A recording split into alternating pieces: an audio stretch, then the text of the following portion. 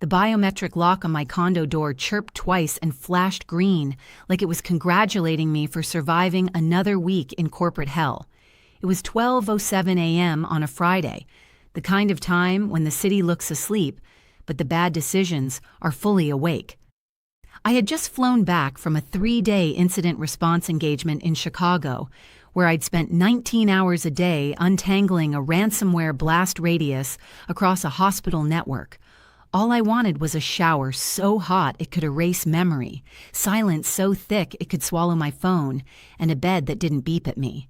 I kicked my shoes off at the entry rug, dropped my badge and keys onto the console table, and walked straight to the kitchen. I poured a glass of water, took a sip, and then hit the wall panel to open the garage bay assigned to my unit. The motor whined and the roll-up door lifted with a metallic cough. The overhead motion LEDs snapped on and flooded the small private bay with white light. My parking spot was empty. Just clean epoxy, a faint outline where tires used to sit, and the quiet, physical insult of absence. I didn't own a basic commuter car with cloth seats and a duct-taped bumper. I owned a custom-ordered 2025 Porsche 911 Turbo S, chalk gray, carbon roof, ceramic brakes, and a staggered set of Michelin Cup 2s that cost more than some people's entire monthly rent. It was paid off, titled in my name, insured in my name, and parked inside a building that required 2 key cards, 1 camera-verified gate, and a resident app. I didn't scream.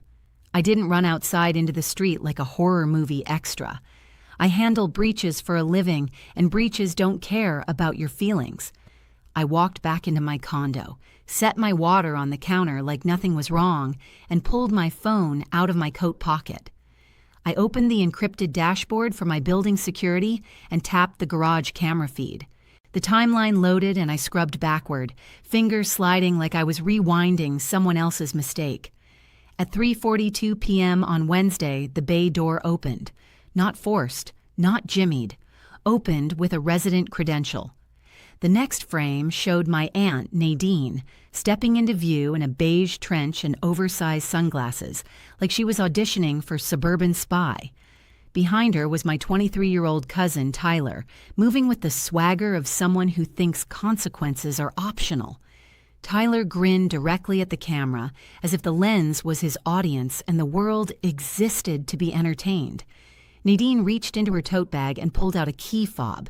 My key fob. Not a cheap copy, not a cloned shell.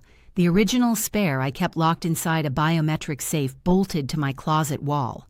She tossed it to Tyler. He caught it, clicked the unlock button, and the Porsche's lights answered like a loyal dog. They got in. Tyler adjusted the seat like it was his. Nadine leaned over the center console, laughing, and then Tyler hit the garage opener. The door rolled up. The Porsche backed out with perfect control, and then it was gone. The video ended with my empty spot staring back at me like a blank space in a family photo. 2 months earlier, after my uncle's stroke, I'd given Nadine a spare emergency key to my condo so she could water my plants if I got stuck out of town. That key was supposed to be for emergencies, not for auditions in Grand Theft, and Nadine did not have my safe biometrics, which meant she had either guessed my override code, found the physical bypass key, or watched me open it at some point and played it back in her head like a tutorial. I set the phone down and walked to my closet. The safe door was open. Not pried, not damaged, just open, like the room itself didn't believe someone would be bold enough to do it. My bypass key sat on top of my dresser beside a lipstick I hadn't worn in months. I didn't call the building concierge. I didn't call my boyfriend. I didn't call my mother to complain. I called Nadine. She answered on the second ring, and the background noise was loud, clinking, crowded, expensive. "Oh my God, Elise," Nadine sang. Sweetness turned up to maximum. "You're home, honey. How was Chicago?" "Where's my Porsche?" I asked. I didn't raise my voice. I didn't soften it either. The laughter on her end dipped, like someone had lowered the music. She covered the mic for half a second and then came back with the tone mothers and aunts use when they're about to treat your boundaries like a joke. "Elise, don't do that," she sighed, theatrical, annoyed. "Tyler just has something important tonight. You broke into my safe and removed my vehicle without my consent," I said, stacking facts like bricks. "Oh, please," Nadine snapped, the sugar draining instantly. "Don't be dramatic." "He has a meeting," she continued, "a serious one with investors. Tyler sells resold sneakers on Instagram," I said. "And now he needs to look successful," Nadine insisted, "and your car is just sitting there." "It's not just a car," I replied. "It's an $180,000 asset with a commercial tracker installed and an insurance policy that doesn't include your son." Nadine scoffed like I'd accused her of stealing a napkin. "Family shares," she said. "You don't even drive it every day, Elise." "You have 30 minutes, I said, glancing at the clock on my microwave, "to tell Tyler to return it to my building and leave the fob with security." On her end, I heard a chair scrape. Her voice sharpened into something cold and offended. "Or what?" she hissed. "You'll call the police on your own cousin." "We are literally celebrating him right now," she added, like the dinner itself was diplomatic immunity. 30 minutes, I repeated. "Elise," Nadine said, slow and venomous, "you're selfish. You think because you have a fancy job and a fancy car, you get to punish people. I'm not punishing anyone," I said. "I'm reclaiming stolen property." She laughed, one sharp bark. "Grow up," she said. "We'll talk at Sunday lunch when you stop acting like a corporation." The call ended, not dropped, ended. She hung up like she was the judge and I was the child. That's the thing about entitled people. They don't negotiate, they dismiss. They treat your no like background noise, and then they're shocked when the noise turns into alarms. I didn't call back. I didn't send 10 angry texts. I walked to my desk and opened my laptop. My Porsche wasn't just a Porsche. Because I'm paranoid in a professional way, I'd hardwired a commercial-grade telematics unit into the OBD port behind the footwell panel. It had its own cellular SIM, its own battery backup, and its own encrypted portal. I logged in. The dashboard loaded in 2 seconds. My car wasn't downtown. My car wasn't at a meeting. My car was moving, southbound on I-55. Speed, 101 ms. Throttle, 78%. Outside temperature, 39 degrees. Direction, toward the state line and the casino strip. So the investors were slot machines, and the networking was Tyler's friends filming themselves. My stomach stayed calm, but my focus sharpened. I took a screenshot of the live telemetry, then another, then one more showing the speed. Evidence is a chain, and chains don't break if you build them correctly. I didn't call the city police. City police get slow when stories sound like family drama. I called the State Highway Patrol Dispatch. The line clicked, and a professional voice answered like a door locking. "Highway Patrol Dispatch. This is Operator 19. "My name is Elise Hart," I said, reading the VIN from my screen. "I am the sole registered owner of a 2025 Porsche 911 Turbo S, chalk gray, plate HRT 911. The vehicle was removed from my secured garage without authorization," I continued. "The spare key was obtained by accessing a locked safe inside my residence." "Are you reporting the vehicle as stolen?" the operator asked, and I heard the subtle shift into faster typing. "Yes," I said. "I have live commercial GPS telemetry active," I added. "The vehicle is currently southbound on I-55 near mile marker 206, traveling at 101 mph. Her keyboard became a rapid mechanical storm. "Do you know the identity of the driver?" she asked. "Yes," I said. "Tyler Briggs, male, 23, not listed on the policy, no permission, history of reckless driving." "Stand by," she said, voice tightening with protocol. "We are entering the plate and VIN into NCIC as stolen. Units are available near mile marker 212, she added. "Stay on the line." In my apartment, the only sound was my fridge humming and the rain tapping the window. In her headset, I could hear radio chatter bleeding through, the coded rhythm of officers being directed like chess pieces. "Unit 4 has visual," a voice crackled. "Chalk gray Porsche, high speed, left lane." "Radar 104 in a 70. another voice confirmed. The operator came back. Ms. Hart, once a vehicle is confirmed stolen in NCIC, a felony stop protocol may be used, she said. Are you willing to press charges? Yes, I answered, and I meant it. Pressing charges is not revenge. It's the only language some people read fluently. Copy, she said, calm. Initiating intercept. My portal pinged again. Hard brake event. Then another. Then the speed dropped from a 104 to 72 in 4 seconds. A new icon appeared, bright and urgent. Law enforcement proximity alert. Tyler didn't know my tracker did that. He didn't know I'd paid extra for geofence triggers and chase route projections. He didn't know because in Tyler's world, tech exists for selfies, not accountability. The operator's voice stayed even. Units are initiating stop now.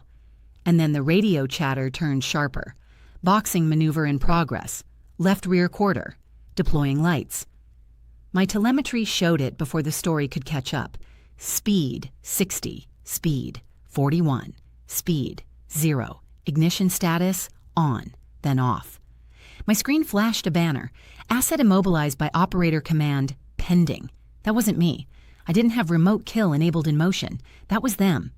My phone buzzed. Incoming call. Nadine. I let it ring once, twice, 3 times. Then I answered and put it on speaker. Elise, Nadine screamed, her voice now raw and thin. What did you do? I could hear road noise, a blinker ticking, frantic breathing.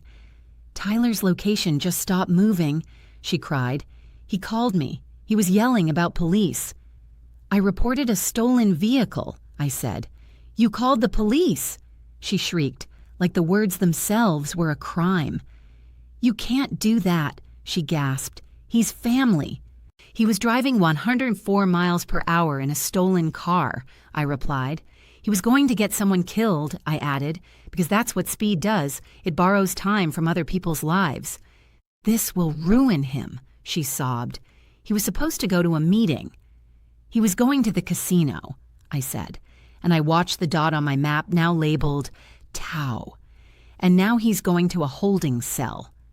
You have to fix it, she begged, panic turning her voice into a child's. Tell them it was a misunderstanding. Tell them you let him borrow it. I'm not lying to law enforcement, I said. I'm not committing insurance fraud to protect the person who stole from me. On the line, someone else's voice came in, my uncle, tired and furious. Elise, he growled, you're tearing this family apart over a car. No, I said. They tore it apart when they broke into my safe. I ended the call. When you end a call like that, you feel something. What I felt was stillness, because the moment wasn't about anger. It was about boundaries, turning into structure. The next morning, I walked into the Highway Patrol substation lobby wearing a navy blazer and sneakers that didn't squeak. I held a folder with printed screenshots, the camera footage on a flash drive, and my registration. At the counter, Nadine was already there. She looked wrecked, mascara smudged, hair pulled back too tight, hands clutching her tote like it was life support. My uncle stood beside her, red-faced, shaking with the kind of rage that comes from losing control. When Nadine saw me, her mouth opened like she was going to throw a dagger. Tell them, she demanded, pointing at the desk sergeant. Tell them you gave him permission. I didn't argue. I didn't plead. I just waited. A detective stepped out, plain suit, tired eyes, clipboard. Ms. Hart, he said, I'm Detective Alvarez. I have your report, he continued, and I'll need your statement for the auto theft case. Nadine stepped in front of me like a wall. Detective, she blurted, this is a family misunderstanding. I gave Tyler the fob, she said. He didn't steal anything. My uncle nodded aggressively like he was sealing a deal. Alvarez looked at her, expression flat. Ma'am, he asked, did Ms. Hart explicitly give you permission to enter her residence and access her safe? Nadine's eyes flicked toward my uncle, then back. She saw an escape hatch and ran for it. No, she admitted quickly, because she would say no. She's stingy. My uncle whispered, Nadine, stop, too late. Alvarez's pen paused. Did you access the safe by force? He asked. I used her emergency key, Nadine insisted. I didn't break anything. "And the safe," Alvarez said. "How did you open it?" Nadine swallowed. "There's a backup key," she said, "in her closet." I watched my uncle's face drain because he finally understood what his wife-in-law had just done on camera. Alvarez nodded once, like a box had been checked. "Ma'am," he said, "you just confessed to unlawful entry and theft of a motor vehicle accessory, used to facilitate the theft of the motor vehicle itself." Nadine blinked. "No," she whispered. "I'm his mother." "Cousin," I corrected quietly, because Nadine hated that Tyler wasn't even her son. He was her golden nephew she'd raised like her personal project. Alvarez didn't react. He turned his clipboard slightly and looked at me. "Ms. Hart, do you have any supporting evidence?" I slid my flash drive across the counter. "High-resolution garage footage," I said, "and internal condo footage showing her accessing my closet safe." Nadine's breath hitched. My uncle stepped back like the floor had turned hot. Alvarez turned to the desk sergeant. "Please escort Ms. Briggs to interview room 2, he said, "and notify a female officer for processing." Nadine's head snapped. "Processing," she echoed, voice rising. "You're arresting me." "Ma'am," Alvarez said, calm, "you are being detained pending charges for burglary and conspiracy to commit motor vehicle theft." My uncle raised his hands like he was surrendering to the weather. "I wasn't there," he said immediately. "I didn't touch anything." Nadine stared at him, betrayed on a fresh level. "You paid for the dinner," she cried. "You watched him leave." My uncle didn't look at her. He looked at the floor. Because when people realize consequences have teeth, loyalty becomes a luxury. A female officer guided Nadine away. Her tote hit the floor, spilling lipstick, receipts, and the cheap arrogance of thinking family is a shield. My uncle turned to me, voice cracking. "Elise," he pleaded, "Tyler has his whole life ahead of him." "He had other people's lives in his hands at 104 miles an hour, I said. "You can fix this," he whispered. "Just tell them it was a mistake." "I can't," I replied, "because it wasn't. If someone who shares your blood walks into your home, opens your safe, and drives your life away on wet pavement, what are you supposed to do? Smile, stay quiet, keep the peace, or protect your peace, even if it shatters theirs." 3 days later, a popular local scanner account posted a clip titled "Felony Stop on I-55 Stolen Porsche," and it already had thousands of views. The video was grainy, but my car's silhouette was unmistakable under the strobing lights, and Tyler's voice was unmistakable when he squealed, "It's my cousin's, she said I could." In the comments, strangers fought about family loyalty, while other strangers typed, "If you take it without asking, it's theft." Nadine saw it because Nadine lives on other people's opinions, and she texted me, "Delete this." I didn't answer because you can't delete truth once it leaves your driveway. At Tyler's hearing, the prosecutor didn't care that an aunt handed him a fob like a permission slip. The prosecutor cared that he crossed county lines at triple-digit speed in rain while the plate was flagged stolen. The judge cared that I had footage, telemetry logs, and a recorded call where Nadine admitted she took the key because I would have said no. Tyler's lawyer tried to call it a misunderstanding, but Alvarez played the garage clip anyway because misunderstandings don't grin at cameras. A week later, the plea offer arrived, and it wasn't gentle. Tyler would plead to unauthorized use and reckless endangerment, surrender his license for a year, and pay restitution for impound and response costs. Nadine would plead to unlawful entry and conspiracy, take probation, and be served a no trespass order for my building. After I got my fob back, I walked through my condo and upgraded the places where trust used to live. I moved the bypass key to a bank box, replaced the safe with one that logs every attempt, and revoked every emergency access code I'd ever handed out. And when the family texts finally stopped, the silence didn't feel lonely.